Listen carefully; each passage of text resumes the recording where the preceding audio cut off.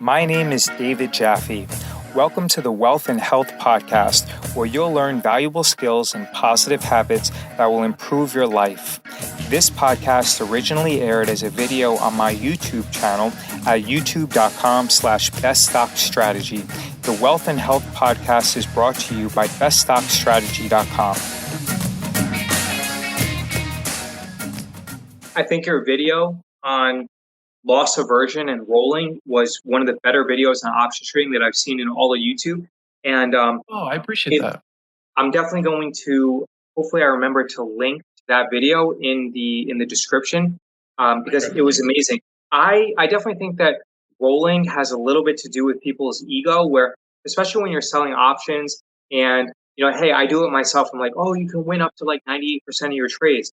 But the reality is you have to be completely comfortable losing that 2 to 5% of your trades. And almost to counterbalance the psychological dependency that we have, or the psychological fallacy that human beings are cognitively biased towards for the loss aversion, it's almost like we should be loss seeking if we have a bad trade go against us. To counteract that loss aversion, it's almost in your best interest to be loss seeking, where if you have something go against you, it's completely okay just to close it out, take a small loss, and recognize that you'll make it back on your next trades. But where you won't make it back is if you add increased risk to that trade, you increase the number of puts, or you increase the number of calls if your call side is challenged, and then you turn a small loss into a big loss. Because you can still win 95, 98% of your trades, but if that 2 to 5% of your losses if they overwhelm your gains because you didn't want to simply accept that loss, then you can actually end up losing money by trading options, even if you have a high win rate. It's such a powerful way to frame it, but I couldn't frame that any better myself, that we should be seeking long. Yeah, the way that I think about it is the vast majority of successful traders that I know, they might win about 50% if they're good. The idea of these really high win rates is exactly to your point. It appeals to two things. It appeals to ego and it appeals to loss aversion because we're scared of losing capital. But what I try to remind people is that I would rather win 51% of my trades, but manage risk well and have a good return than win 90% of the trades and then after friction not have any money to show for it. Being wrong quickly is a really good methodology. And the other thing I'll add to that quickly is just the way to kind of embrace that, I think, is to not take losing trades as some sort of like value assessment of you as a human being. If you have a losing trade, it doesn't make you a loser. You had a losing position. If you play basketball, you're going to miss some shots. It happens. Right. But the idea is, in aggregate, does this make sense? Do we have positive expected value? That's what matters. Your video, like I said before, was amazing. And the biggest takeaway that I took from your video, because you really hit hard into like the fallacy, the psychological dependency upon loss aversion. The biggest takeaway that I took away from that video was, man, I should really be risk seeking. I should actually lean into my losses and the trades that I feel uncomfortable about and which are showing me a 3x loss of like the credit received, instead of hoping that they're going to turn around and that they're going to show me a profit. It's actually in my best interest to just simply close them out and just move on. Be loss seeking. That was the biggest takeaway that I took, because you almost have to overpower and overcorrect for the inherent psychological fallacy that you have to be loss aversion. You almost have to overcorrect for that in order to overcome it. I completely agree with you. And it takes a while because all of those undertones exist.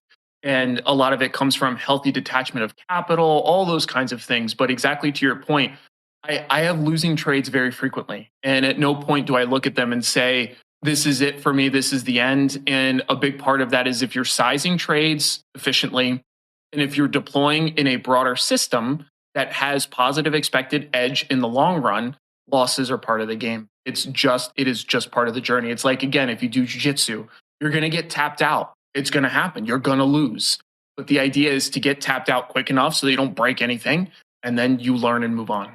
And the final thing, which we touched upon earlier, regarding your thoughts for like AI and bots and removing discretion. I echo what you said earlier, where I just don't think, I think that everyone wants to make easy money and they want to remove the discretion. They want to remove the decision making process because therefore it's one less decision they have to make. Because, hey, look, making decisions can be stressful and we're all overwhelmed and overworked. But I don't think that right now I can't tell the future. So maybe in the future, the technology will improve or what you can do with building out the bot, et cetera, might potentially improve. But in my opinion, I just don't think that it's worthwhile right now. And you made a great point when you said that the alpha is in the discretion and in the decision making process.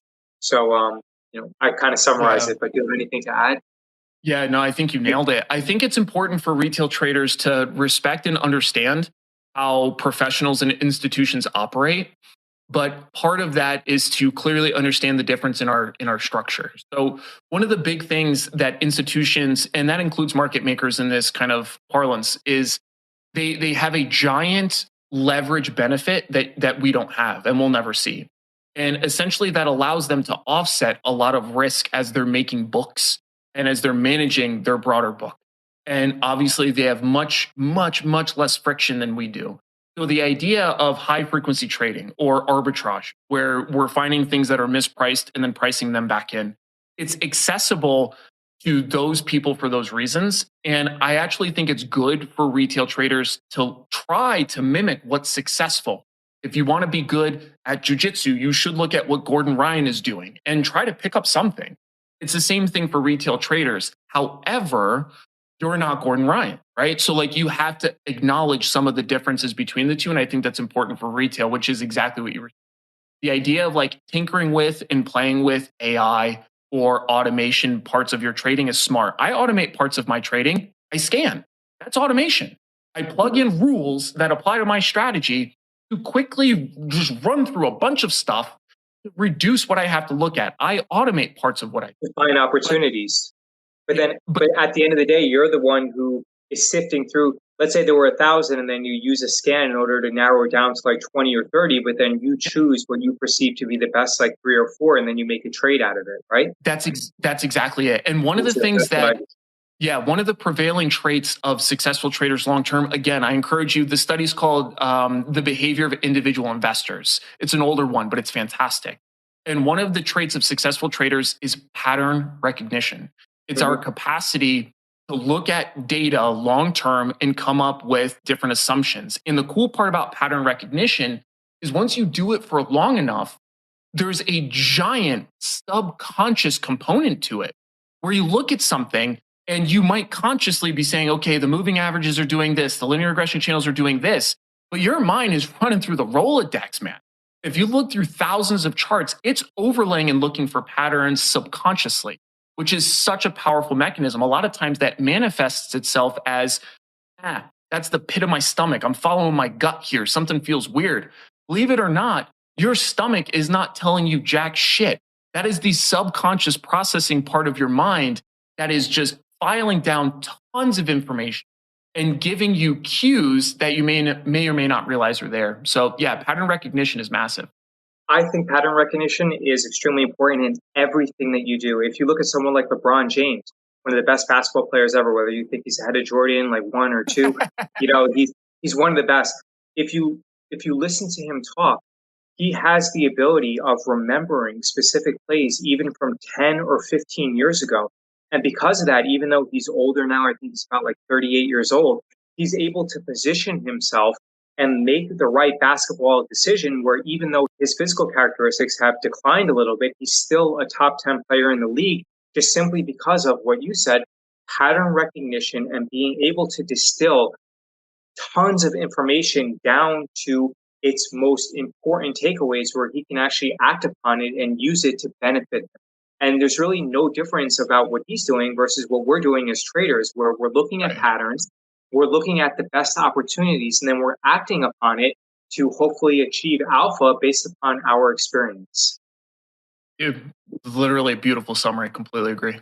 Awesome. So honestly, this was one of the better chats that I've had. I think that you're brilliant. And I actually didn't know that we grew up in like the same area of the country. Hilarious. That's amazing. I would definitely like to do this again in the future. Guys, definitely follow ES Invests. I'll link to his channel below. And then for Eric's viewers, my channel is beststockstrategy.com. If you guys enjoyed this, then please leave a comment below. I would love to do this again. And thank you so much for your attention. Eric, do you have anything else to say before we wrap up? No, man. Stoked. Had a blast chatting with you, and thank you for the time. Thanks again, guys. Awesome. Take care. Visit beststockstrategy.com and submit your email address to receive valuable free training. Please give this podcast a positive rating and review. If you have any questions, visit beststockstrategy.com and send me a message.